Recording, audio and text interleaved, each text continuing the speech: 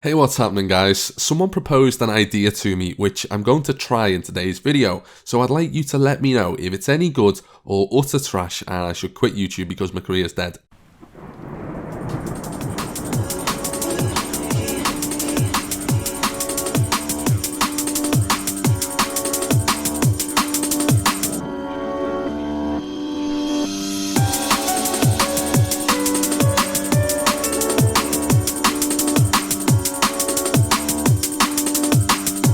The idea is very simple and it has been done before. If you've ever heard of the YouTuber called Luna, you'll now know who I'm talking about. He tells stories about his life and things that happened to him. However, I don't want to compare myself to him too much because 98.4% of his stories are fake and gay. But he does exaggerate them, like sometimes 50 police are chasing him and you just think, really? You can just tell when a story is genuine or fake. And I want to tell you genuine stories that have happened to me throughout my life, or maybe recent ones or things that do happen. And the one today is when I was at school. I'm sure we will have many other videos of school stories, as I can recall a lot of that, and there were some real funny times that I do miss. The one today, I am sorry if I offend you in any way, if you are religious, if you're part of Buddhism or something along those lines. I'm not quite sure who I might offend here with this one, but we were in an RE lesson, religious education, for those that don't have an education and know what RE is. I was 14 or 15, it was year 10 if I recall correctly, and we were there, we were trouble causers in that lesson. There was a teacher, and I feel bad for her thinking back now because she had a lot on her plate and she was an emotional teacher that things got to. So if you were like making noises or disrupting her, she wouldn't just like tell you off or like take it with thick skin. She would get emotional about it, like you're offending her, and just stand and look at you like upset and saddened by it. So this is the type of woman we're dealing with. Now, she used to have things in the classroom that belonged to her. This one in particular was a Buddha head. At the time, we had no idea this belonged to her and that it was given because someone went abroad on a trip, brought it back, and it was given to her as a gift. This is a Buddha head, which is worth probably about 30 to 50 euros. I think they paid for it in the end. That's when we found out later, after you found out what happened to it. So we're all just sitting there. Gets near the end of the lesson, we used to have to put our chairs on a table and stand up behind, and then we would just wait. The bell would go and she would say, right, you're all free to leave now. So a few minutes before, we're waiting around for the bell to go, and as I say, we were trouble causers, we were just disruptive, and everyone's a bit all over the place. She can't control the classroom. I actually see this teacher sometimes because she actually lives near me and she walks a dog. I don't want to say her name or anything, but I just let on, and it's kind of, I'm much more mature now, but she knows I was that little terror in school. So there we are. We see this Buddha head on the top, and one of the lads just takes it off where it was, just on like a shelf, and he just passes it to someone else.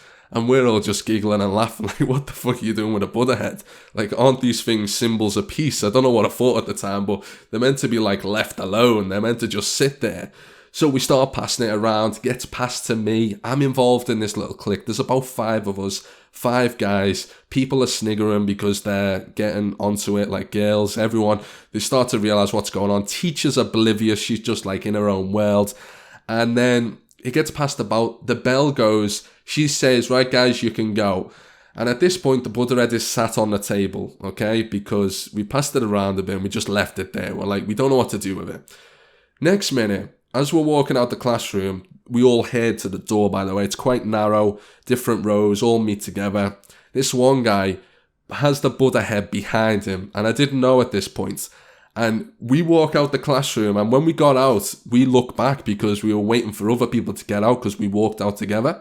So this Buddha head ends up outside the classroom. One of the guys had put it behind himself, smuggled it so the teacher couldn't see it, because you can't just walk with it in front of you.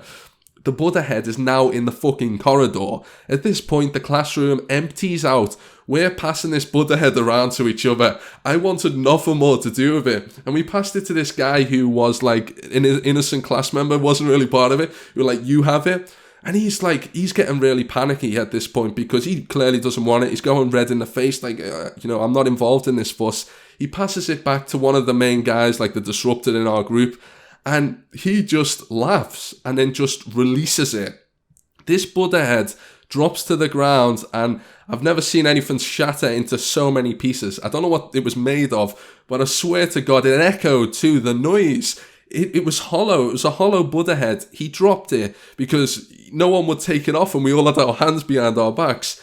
It shatters into a dozen pieces, and the teacher like literally fires out the door. She's like, what? Like, you could hear this racket of a noise. And then she calls the group of people who were here. She shouts the corridor, everyone back in the classroom.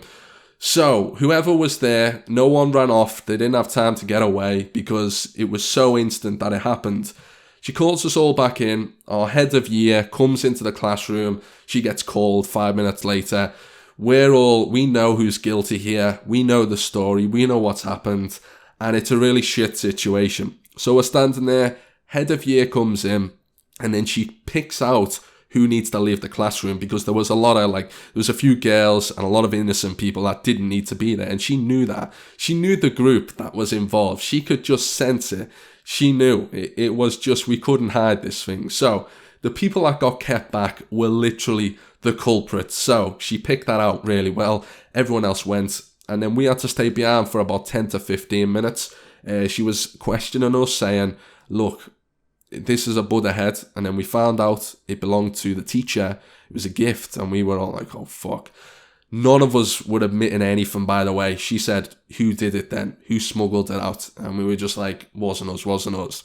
The way you do. So there was an investigation after this. We're getting near the end of the story now. I went in the next day and got sent straight to the head of year's office, and outside there was the other people involved. Now, we spoke the night before and made it clear to one another that we don't snitch anyone up, we don't grass, don't say who did this and what did that, but we have to admit that we were all involved in getting it out. So we kind of played as a little team and not like, handed someone in, because they could have got excluded. It wasn't just the Buddha head that belonged to the school. The teacher was emotional about it. We had no idea it belonged to her. So we'd really affected her, and it was a big problem here. And everyone was talking about it in our year. So we went into the office. She said, look, who did it? Tell me right now who did it. We just said, we don't know. We were passing it about. And the biggest thing they wanted to know was who took it out the classroom. They didn't know we were passing it about outside. She just wanted to know who took it out, and we didn't give that information away. We just said, oh yeah, we were playing with it in the classroom, as you do, a Buddha head, and we don't know how it ended up getting smashed. Now, this is where it gets interesting. For the next week, I was put in isolation every single day with the other guys. We had to write lines at that point. I don't know what I was writing on the paper. Something like, I will, and I had to like write notes and stuff over and over, and it was really repetitive. And then I had to do some work because I was there pretty much all day. And they were punishing us, hoping that we just give in and said, look, this is what happened. Because they said that if you just tell us what happened, then you won't have to be put in isolation and all the rest of it. But none of us, we all had to write like a statement of what happened, like an account. And obviously they were going to read them and outsmart us. And she said like, oh yeah, just write whoever did what. It's anonymous. No one will know. So they were trying to like play games with us to get the answers out. After a few days of them getting no answers from us, I got sent to another member of staff's office, and I sat down, and he said to me, listen, Paul, there was a sixth form student, a prefect, who seen you drop the Buddha head.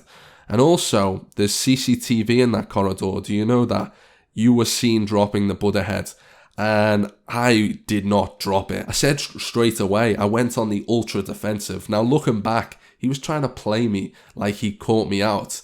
And I kind of sensed that, even though I was obviously much younger then.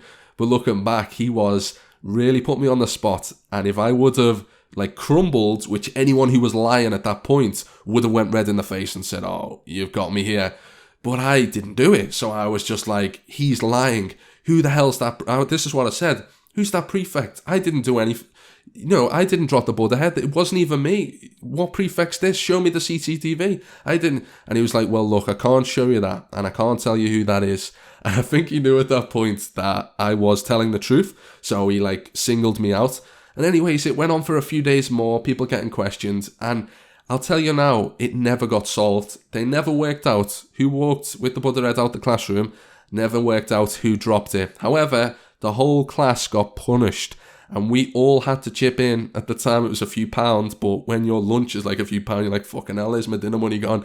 We had to put in a few quid each in order to replace the Buddha head, and the teacher still wasn't happy, because I remember the one day got in and we walked in the classroom one day and we just started laughing at it, man, because it's wrong to laugh and look, this is a terrible story. I was a fucking scumbag, I know, I accept it. But this Buddha man was like deformed. It wasn't even half the quality. Whatever we chipped in to buy was a heap of shit. And looking back, man, I feel bad on the whole situation. But I'll be truthful with you guys. I ended up staying in that same school for many years after that. I ended up doing 3 years of sixth form because 1 year got failed. And I was so tempted at the end, because all the teachers that taught me and were investigating that were still there at that present time. And I wanted to just go in and just say to them, remember that Buddha head story? You know, it was him who did it. And I just wanted to like clear the air. But it was only me who had it in my head, really. It was all done and dusted, but it was an unsolved school situation. And that's it, really, guys. I hope you've enjoyed listening in. It's been very fun to reflect and very nostalgic to talk about past times, and I hope you've enjoyed listening in. If you have, please do leave a like, and it will motivate me to tell you more. I've got stories of when I went on holidays, more school, when I'm out, the things I have done. It wasn't until I wrote down a list of moments that I thought I could actually keep this going, and lots of things happen all the time that I can tell you about. So I hope this does become a thing, and of course I need some better background images for people who do watch. So if you want to email me, returnofwilderness@hotmail.com, if you've got PKing clips, like raw footage for 10 minutes, that would be great. I just need clips and not what you're seeing today, because it's pretty garbage, but it's funny. So I'll see you guys soon. It's been a pleasure. Goodbye.